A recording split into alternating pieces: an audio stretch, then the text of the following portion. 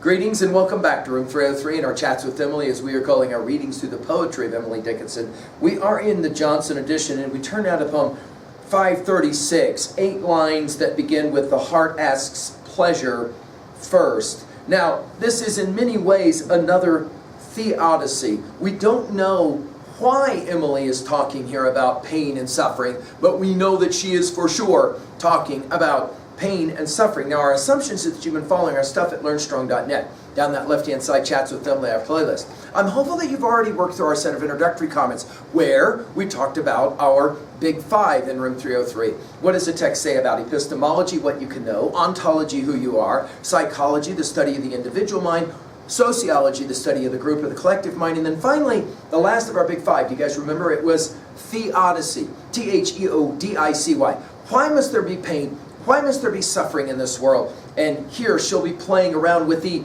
descent into pain and suffering that will start with a request for pleasure and will ultimately end with death. And we'll talk about the way in which she does this amazingly in 8 lines. I'm also hopeful that you've already worked through our previous poems. We just finished with 535. We've worked all the way up to get to this poem at 535, She's Happy in Her New Content. And in that regards, you can take a poem like this and you can place it alongside any number of poems. For example, 241, I like a look of agony because I know 'tis true. You'll remember when we played that game. Now, this is what one scholar has called a poem about diminishing expectations. In some ways, here we'll see Emily's power of suggestion to be able to compress the power here in 8 lines. Many have said this is one of Emily's greatest poems.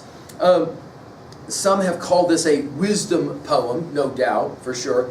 And in some ways, this descent will remind us of Dante's descent into Inferno, as we've given full lectures at learnstrong.net.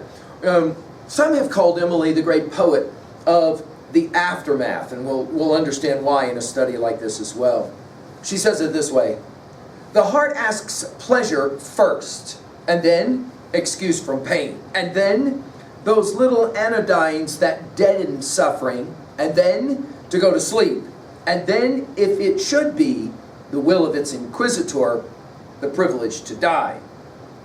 Now, I can't help but think that there is the Christ story standing behind this poem. As we have said, Emily's study of the King James Version of the Bible is so profound and so deep. You guys will remember in the Luke 22 story that Christ is praying in the Garden of Gethsemane, wishing, hoping that somehow there will be a certain kind of cup of suffering or pain. And you'll remember that he prays, Father, if thou be willing, remove this cup from me. Nevertheless, not my will, but thine be done. Of course, the use of the word will in the 7th line, I think, will be of some significance. Notice we start with the heart and not with the head. It's interesting. Emily, while speaking about the heart, not the head, will say that the heart asks pleasure. Now, of course, you could make the observation that Emily is playing a game of distinguishing between the head and the heart and pleasure and pain. As she says, the heart asks pleasure, dash, first, dash. By the way, the word pleasure here, some have argued that in a marginal note, Emily wrote the word blessings instead of pleasure, and it can be used, I think, interchangeable. And then notice first, and then we have 4 of the and thens as we step further and further away from the pleasure that we aspire to. First step away is just, okay, if I can't have pleasure, at least give me some kind of excuse, exemption from pain. We know all about Emily's treatments of pain already. But if we can't get that, then notice the second, and then little anodynes. You'll remember anodynes from poem 83. That's that relief from pain that would lead to some kind of sleep. Some have pointed out that Emily was not a drinker, and she most likely didn't take painkillers as well. So maybe what she's referencing here are those little duties, she called them life little duties of 443. You guys will remember when we played that game. That deaden the suffering. Now, again, suffering, we saw it in 405. We'll see it when we get to poem 792. She says it this way: through the straight paths of suffering, the martyrs even trod, their feet upon temptation, their faces upon God. A stately shriven company, convulsion playing round, harmless as streaks of meteor upon a planet's bond.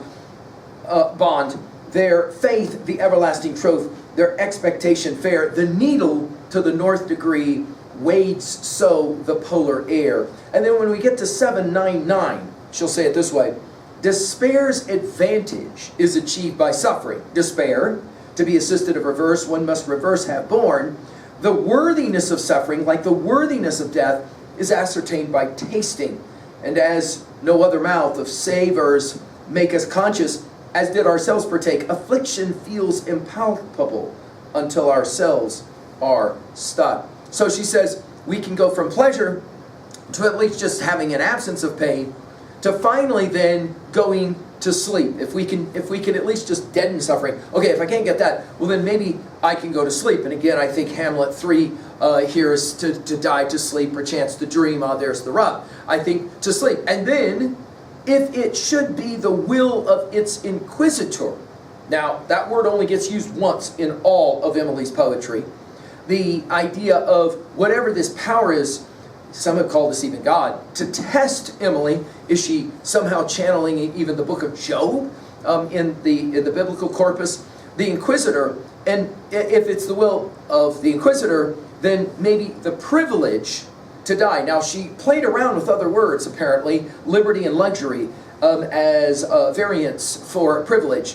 But here, she stuck, in the end, Johnson sticks with the privilege to die. So, what is the primary message here as we look at a poem like this? Well, I think her argument is that suffering ages us in some profound way. Notice, the poem almost seems to begin with almost like a childlike voice, a longing to just have pleasure. But if I can't have that, then, can I at least have this? And if I can't have that, can I have this? And if I can't have that, then can I have this? Notice, the descent is remarkable, from pain to numbness to sleep, and then finally to death, if that's what must be. And the language of despair is self-evident in this poem. The construction is also fascinating. So notice the and then, the four and thens. At 3a, I mentioned the Luke 22:42 passage, but I like to think here as well of the mention of the Inquisitor and Dostoevsky's brothers Karamazov, and of course the Grand Inquisitor chapter. We've given full lectures at learnstrong.net. I think few writers have been able to capture the power of suffering as have Dostoevsky and Emily Dickinson. Finally, at 3b, to own a poem like this, well, when was the time that you had to deal with the pain and the suffering, and you longed for some kind of cessation, and how were you able to find it? I hope Emily's maybe helping you, if not challenging you. Thank you.